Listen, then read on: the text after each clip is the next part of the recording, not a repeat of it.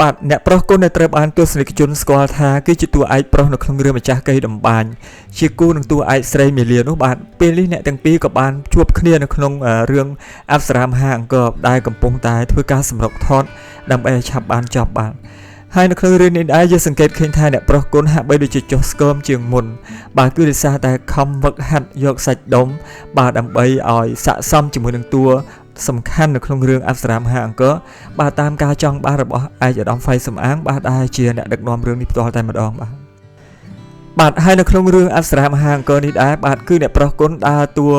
ជាព្រះបុត្រាកាសែមដែលជាព្រះបុត្រាមួយរូបមានព្រះទ័យនិងមានអត្តចរិតឆ្មើងឆ្មៃគ្មានគូប្រៀបបាទដែលមានព្រះទ័យអត្តចរិតនិងនិស្ស័យឆ្មើងកន្ត្រើងដូច្នេះហើយទើបវាសនាបានដឹកដៃព្រះបុត្រាកាសែម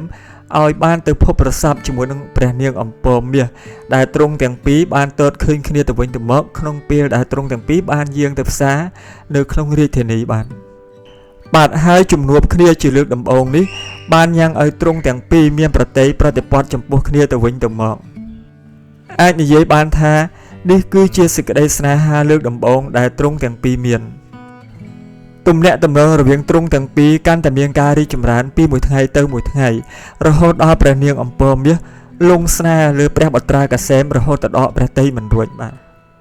ប៉ុន្តែមានរឿងរ៉ាវដ៏ស្មានមិនដល់មួយបានកើតឡើងចំពោះព្រះនាងអំពរមាសបាទគឺនៅពេលដែលព្រះបុត្រាកាសែមបានទតឃើញព្រះនាងអំពរពេជ្រហើយមានអត្តចរិតល្អជាងព្រះនាងអំពរមាសនោះស្រាប់តែព្រះបុត្រាកាសែមបានប្រែប្រួលព្រះទ័យដោយមានព្រះទ័យចាប់ចិត្តប្រតិព័ទ្ធទៅលើព្រះនាងអំពរពេជ្រជំនួសព្រះនាងអំពរមាសវិញ